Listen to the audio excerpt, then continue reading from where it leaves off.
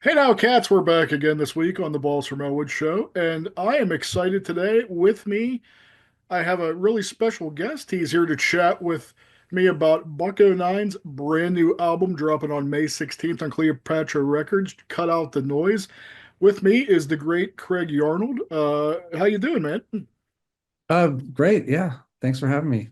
Oh, thanks for being on. I appreciate it. But I want to surely talk about the new album. But before we do that, I actually kind of want to start off talking about you a little bit. And I kind of wanted to know where did you grow up? How was you like as a kid? Hmm. I grew up in Southern California, LA area, and then San Diego. Been down in San Diego since like the mid 80s, since I was in high school. So grew up, skateboarding, playing soccer, getting into music, um, all that kind of stuff. Well, that actually leads me to my next question. I actually wanted to ask you when you were young, like, did you always have a passion for music? I mean, were you from a musical family? Did your parents support your enthusiasm for music? Hmm. Yeah, my mom played piano, and my dad was more of a music appreciator than he didn't really play much. But yeah, I started playing clarinet in school when I was in fifth grade. So they always encouraged me to pursue music from that age of like 9 or 10 years old. And then I switched to saxophone later on after high school. Oh, nice. But yeah. When did you realize that defining moment where music was going to be more for you rather than just a hobby in your life? Oh, I I guess when I joined my first band, when I was about 18 or 19, I had just been playing, I'd still actually been playing clarinet, and I was just playing along to music that I liked. Um, trying to learn any kind of horn lines from ska bands or anything I liked. And then our drummer, Steve, who's in Bucko Nine, he told me that he was going to be jamming with this ska band, and turns out they had a saxophone, an alto sax that I was able to use, and I didn't realize it, but the fingering is basically the same. It's very similar. So they're like, "Hey, why don't you play that?" So I just picked that up and started going from there.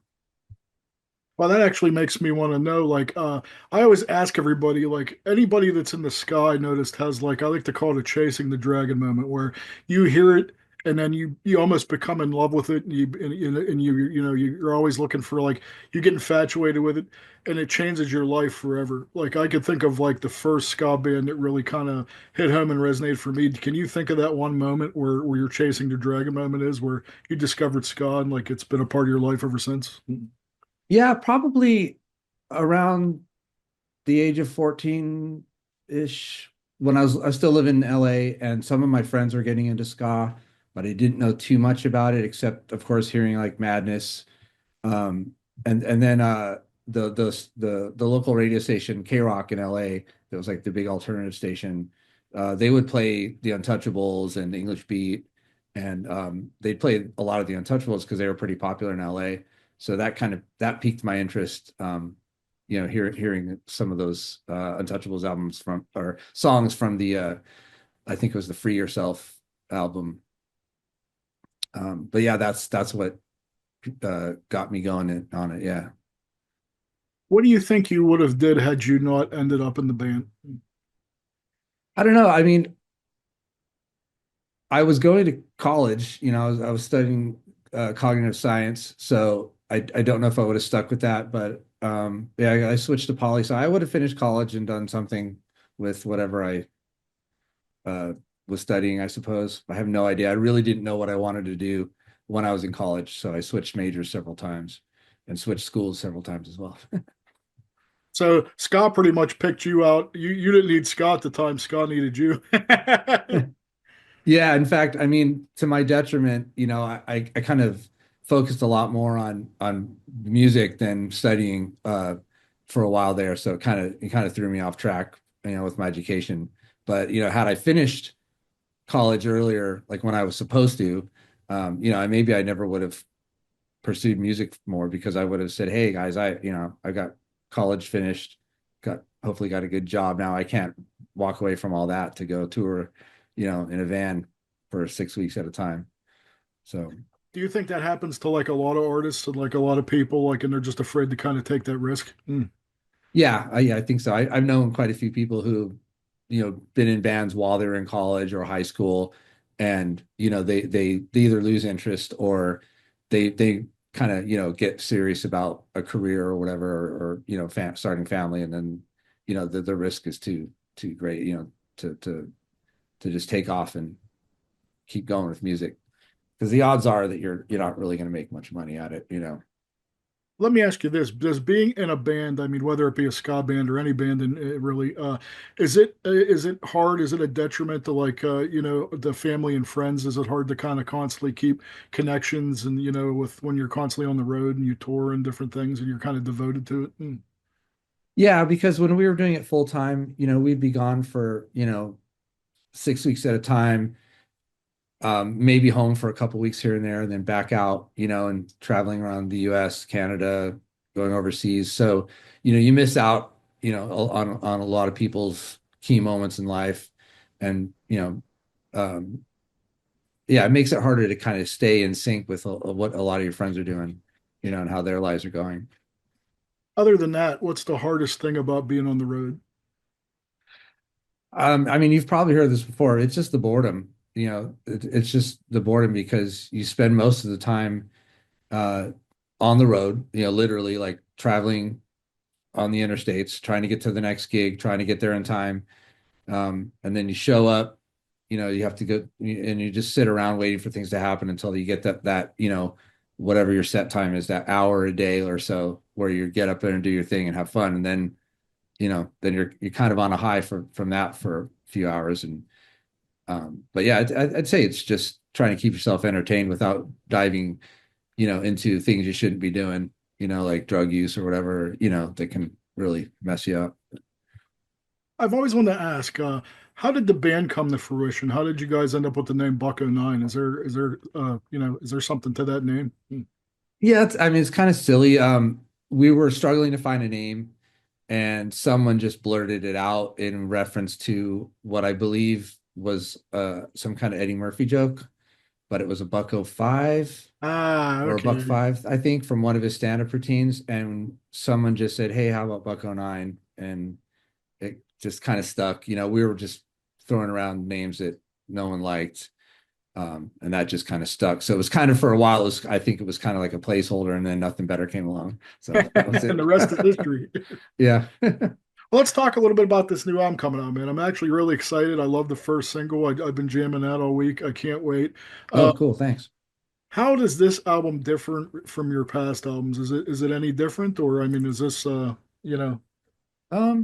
I think it's similar to our previous like albums like Fundamental and Libido in that there's a bit of variety in the styles. It's heavily ska based, but we do kind of branch out a little bit and bring in different rhythmic styles and the into the songs, which we kind of always done that to some degree. I think thematically there's a bit more social commentary and kind of a darker introspection in some of the content because a lot of the lyrics were written during 2020, during the Pandemic. dark days of 2020. Oh yeah. And John, who's the chief lyric writer, and singer, he was living in North Hollywood at the time and seeing, stuff fall apart all around him with, just how all that was affecting people. Mhm. Um, and that's when we wrote the bulk of the album was written all through 2020, when we were all kind of, stuck in our houses. And we just bounced files around and collaborated, remotely. Um, so I think I think there's a little bit of a different tone to it, a little more seriousness, if you will. But there's still positive and um I think it still has a lot of what people know Buckle Nine for, musically. Um, You had mentioned this was during, wrote mostly during the pandemic or post-pandemic, I guess. But what I wanted to ask you is, what was the easiest and hardest part of getting this album made? Was it the fact that you had to remotely, pass files back and forth and kind of was that the major, challenge in this album? No, that was actually easy because we all have the technology and we all had the same recording software. And our trumpet player, Tony, was kind of engineering, mixing, producing Hmm. the stuff. And he was putting all the demos together. So I'd record a sax track with a horn idea, save it, send him the stem file, and he would pop it into the track, and then um, that part was actually quite easy because we had nothing but all this time besides those of us that were working from home remotely to just work on music, and there was nothing else to really to do. um I think the hardest part was I think it was just finalizing. We had some technical problems the first time we recorded the album. We also had health issues because John had his heart attack. Yeah, I remember that. So that set everything back by almost a year. um, and we recorded the whole album, and something went wrong with some bleed with the drums Oh, that didn't get caught early enough, and we just weren't happy with it overall. We couldn't get a good mix, so we just scrapped it and started all over, and from drums up, drums, bass, everything was retracked. has anything Uh, differed from the original to this one? well, yeah, I mean, because Tony, by the time we were re-recording, Tony already wasn't playing live with us anymore, our Hmm. trumpet player. Um, and then towards the end of the project, he just kind of dropped out of even recording the album with us. So this one doesn't have any trumpet on it, um, and so I guess that's the biggest difference right there. This is a six-piece effort instead of a seven-piece. But Is there anything that you guys won't write a song about that you consider taboo? Hmm. taboo? I don't know. um, You haven't come across anything yet. yeah, I mean, I think some of the juvenile kind of stuff that we wrote early on, if you look back at some of that, you kind of say, well, maybe that wouldn't fly nowadays. Um, but uh, no, I mean, I think, the stuff we tend to come up with is we're all on the same page about. So it's usually just a combination of just trying to write positive music about positive things in life and dealing with challenges. And I mean, I suppose our overall tone has matured somewhat, since the '90s when we were putting out our first couple albums and I like stuff. songs like Key and Bree and like Yeah, and Barfly, all less songs about drinking beer and partying and that. and making fun of stupid, homeless people or whatever, or stupid people, and more songs about, I guess, grown up themes for the most part. Do you personally have a song a favorite song you like to play live, and do you have a least favorite song do you like to play live? Mm. Um, Favorite for me is probably Record Store because I just like the musicality of that song, and I think besides the fact that it's a good live song, it has a good, it's captures like the essence of our sound. Um, Least favorite, I don't know. I don't really dislike any of the songs. That's really hard to pick a least favorite. Um, There isn't a song like when it comes up and you're like, this is like it's difficult to play, or you just don't like playing it. Mm. well, I mean, personally, I don't like playing the songs where I have to do solos in them because I will get nervous that I'm going to screw up the solos, but there You aren't too still get many of nervous those. after all this time? Yeah, yeah. Oh Well, yeah. that never goes away. No, no. Huh. I mean, yeah, it's tempered by, like experience and knowing that you're going to get up there with your buddies and it's going to go all right. And you prepare. But yeah, there's always a little bit of jitters there. Do you have a process that, beforehand that you try to kind of calm down with? Is there anything that calms you down before the show? Just having a good warm up, if Mm. I've practiced, if I feel good about how my practice sessions have gone that week, and I get a chance to get a good warm up in before we hit the stage, then I'm fine. Yeah, it's kind of a low level jitters, but it's because I mean, I've heard people say that, if you're not feeling that, then, you're there's no passion left for you. There's no, maybe it's time to hang up. Some people don't get nervous and they'll say that. And a lot of people say, yeah, I'm always, whether it's stage acting or public speaking or whatever, you've got the spotlight on you. So, and especially playing at home, you never want to let the hometown uh, fans down. Has your musical influences changed at all from when you were growing up as opposed to now? Um, yeah, I think they've expanded, more into like, I mean, not a whole lot, maybe a little more jazz. I listen to more jazz now than I used to. And more, rock and roll and things when I was about 12, 13 and getting into like alternative music, all of a sudden it was like, oh, AC/DC is not cool anymore. Led Zeppelin, all that stuff, that rock, classic rocks, like that's lame. And then you kind of get to be around, a later age and you realize, no, some of that stuff's really good. And it's cool to it's cool to listen to, so um, beyond just punk, reggae, ska. You have a guilty pleasure. Uh, band or Yes. um, yeah, Are, you know what? The are you a outfield. Swiftie? Well, besides Rush, that's not really guilty pleasure. I love Rush. I love you too. But lately I've found myself listening to the Outfield. You know that band, that old Oh, band from your the 80s? love. Yeah, yeah. Yeah. Oh, That guy, yeah. they're I mean, they're totally like pop, but there's something about that guy's voice and just the way they put together some of their songs and some of the production that I don't know, I just enjoy it. So I still find myself listening to a lot of stuff from the 80s. Like that was my era, man. Like I really, really enjoyed the 80s. But yeah, me too. let me ask you, man, do you feel the ska and punk scene has changed over the years, and do you think it's for the better or for the worse? That's hard for me to say. I think it's definitely changed since the 90s. I think there's a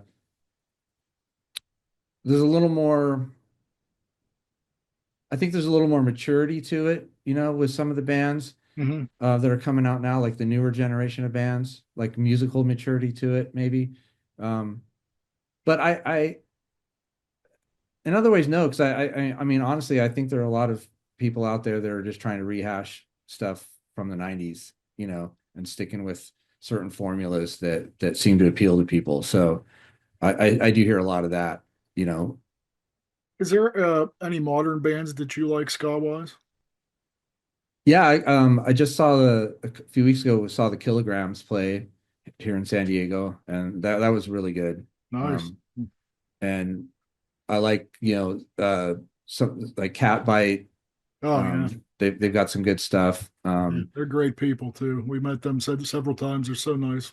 Oh yeah, yeah. Yep. And I have that first Bad Operation record when that Oh, came that's a out. classic, man. Yeah. Yeah, A I lot of that that's bedtime stuff something. is really good, man. Mm. Yeah, yeah. And when I heard that, I was like, okay, these guys seem to be taking things in a good direction. There's a musical integrity and more to it, I think, because when you compare, the two-tone era stuff to some of the stuff that was coming out in the 90s, I don't feel like, and I'll include us in some of that, there, like at least in our early stuff, I don't feel like there was as much substance to some of it, like as far as the themes and just the style, presentation. But Have you ever checked out Call Me Malcolm? I think they're really good. Mm. um, they're from the UK, right? Yes. I think I've heard a little bit of their stuff. I think the band went to the UK in 2001, and I couldn't go, and I think they might have done some shows with them. But Oh, yeah, nice. I've heard some of their Yeah, stuff. that new album they put on Bad Time is phenomenal, man. If you ever get a chance, you check that out. Mm. Oh, okay. Yeah, I think I heard a couple songs off it. I got to go back and revisit that. Yeah. What's the craziest thing a fan's ever asked of you? Has there been anything? Uh, not that really comes to mind. That's a good thing, though. Yeah. Yeah. I mean, a long time ago, on our first tour, there was a guy in Lawrence, Kansas, who was on acid, and he tried to eat our van. He asked us if he could. Well, Yeah, that he, qualifies. yeah. He we actually had teeth marks in the Oh van my because he's gosh, are you yeah, serious? yeah. This guy was a nut, and I That's think we saw him great. again a year or two later, and he was not like that anymore, and I think he was kind of like Uh, laughing and embarrassed about did what he it ever was. apologize for trying to eat your van? No, I don't think so. I mean, he may have. I think we ran into him again the next time through, and he was just like normal, you know. But it was weird. We thought it was pretty wild but funny. So, Does your mind ever wander while you're playing on stage, and like how do you stay focused? uh, not sometimes, not often. You know, I just try to. I just kind of maybe stay a little too focused on what's going on right in front of me. You know, um, and just so it just occasionally, if it's a song I've played a million times before, I'll try to remind myself to, you know, like one that's not very challenging. I'll try to remind myself to just kind of look around, soak it in, and enjoy it, and Live in the moment. yeah, look at what people are doing, and you know, if it's Have you if ever, there's a over rowdy the crowd. years, I always wanted to ask you this, man. Have over the years, have you ever played with any bands that were actually difficult to be, to be around? You don't have to, Yeah. you don't have to name names, but how do you, whenever you, you're stuck with them, like how do you handle that situation? Um, it hasn't happened very often. It happened once in the 90s on a tour we were on, and we almost got it almost came to, you know, a physical Oh wow, that's what I altercation. was wondering. Like, Yeah. And we almost got kicked off the tour, but then management kind of smoothed it over and we just carried on. But not really. We've been pretty fortunate, you know. I mean, the that's bands that good. we've done significant touring with have been really cool, you know, from the early days, you know, with bands like ME330 and Gangster Fun to hooking up with Suicide Machines, and then, you know, more recent years we've done a lot of shows with Mustard Plug and Voodoo Glow Skulls, you know, and they've all been, you know, either supportive or cool, you know, supporting each other and learning from each other about, you know, life on the road and what to do and what not to do, you know. Have you ever had a promoter refuse to pay you after a show, and how do you handle that? Um, yes.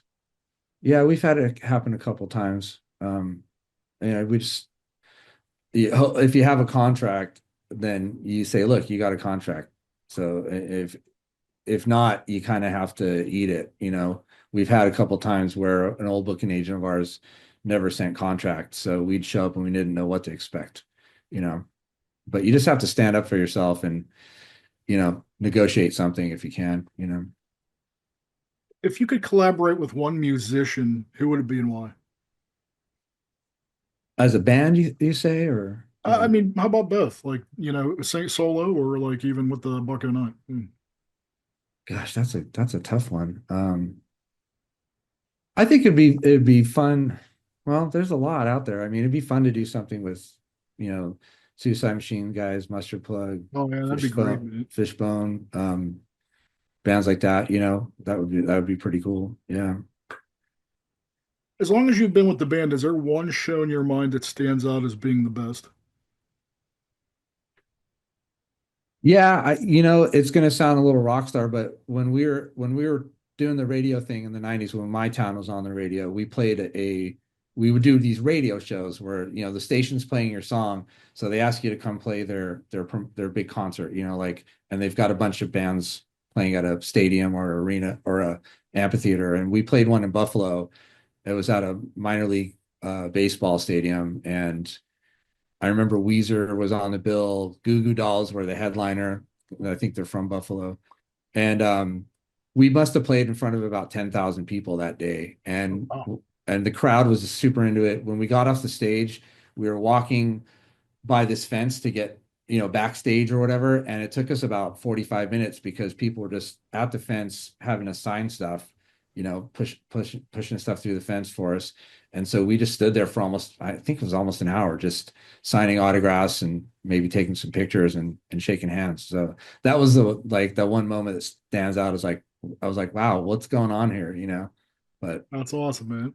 yeah, I got a couple more for you before we close, but I actually just want to kind of ask you some non-related music questions. Like, have you ever had a supernatural experience? nope, Nope. nope, never. Yeah. What is a surefire way to make you laugh? Hmm. I think just funny absurdist humor that finds the absurdity in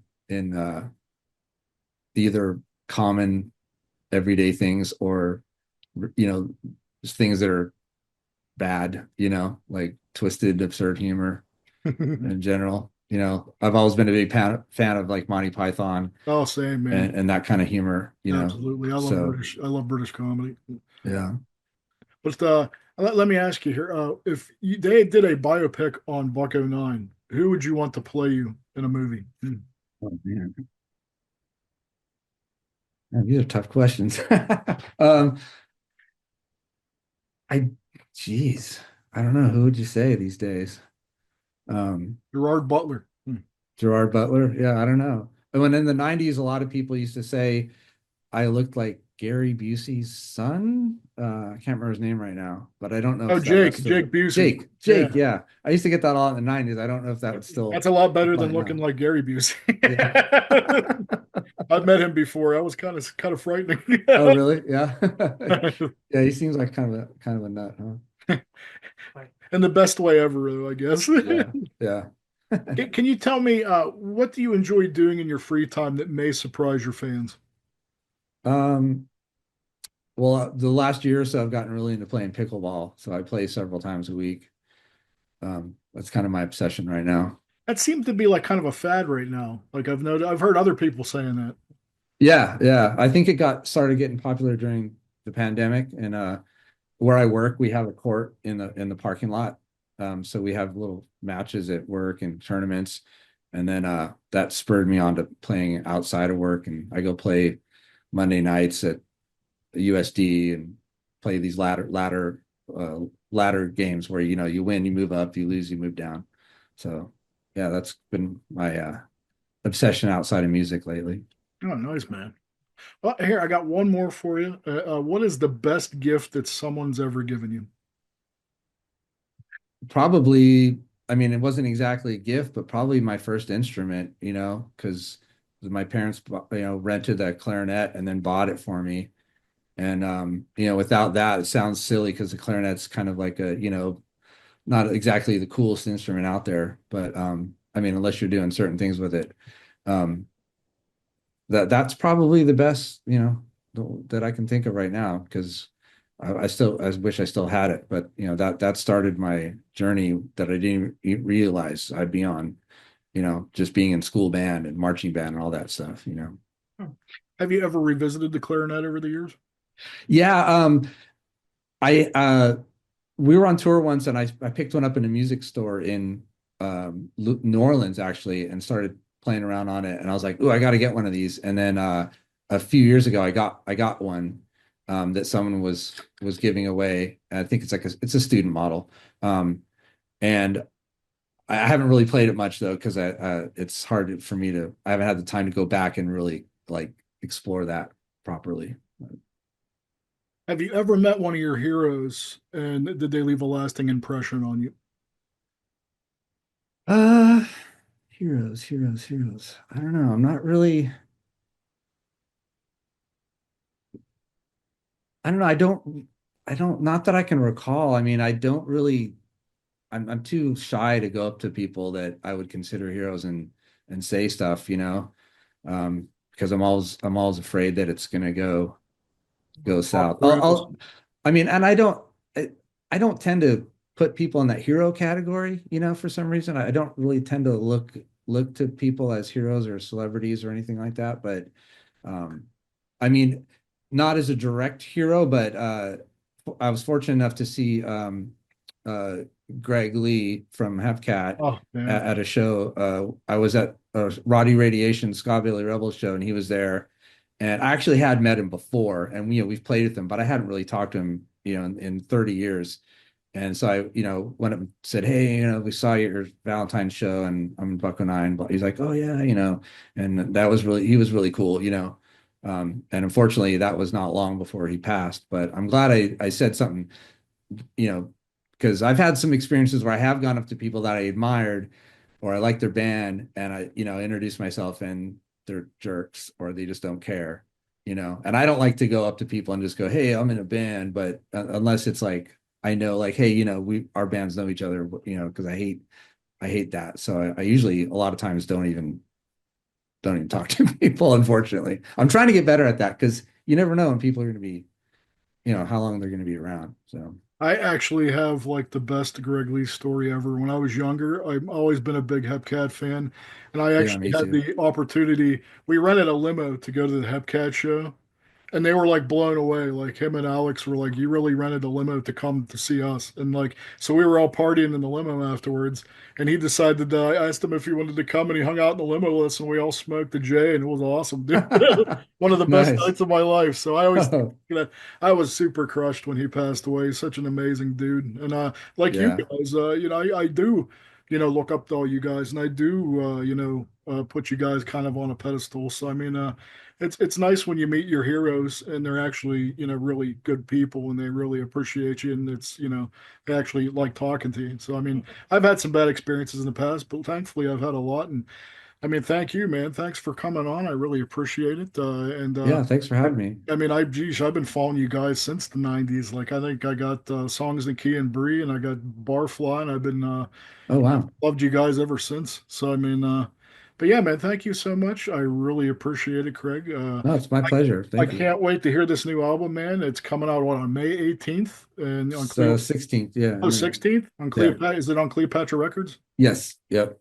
Yeah. So yeah, I'm looking forward to that. I really can't wait. I'll definitely be grabbing that one. Like I still have all your other stuff. So Oh, wow. Thanks. yeah, Yeah. make sure everybody goes out and gets Cut Out the Noise on what, May 16th on Cleopatra Records. Yep. And thank you And so much, Craig. I really appreciate you dropping by. Thanks for being on my show. And one last thing, are you guys yeah. going to be doing a tour for this record at all? Not per se. I mean, we do have a lot of shows coming up, or some shows coming up.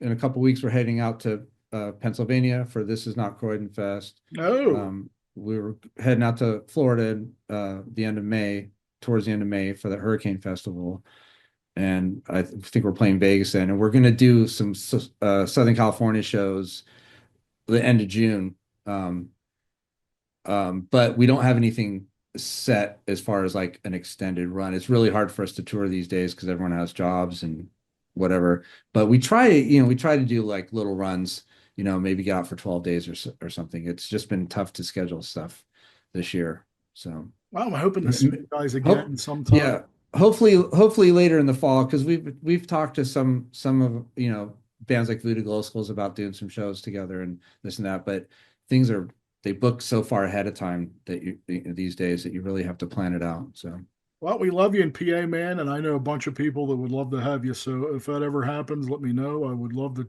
love to see you guys down here again. So, yeah, it's not often that we get to the East Coast, in the last 20 years. So we look forward to the few opportunities we get.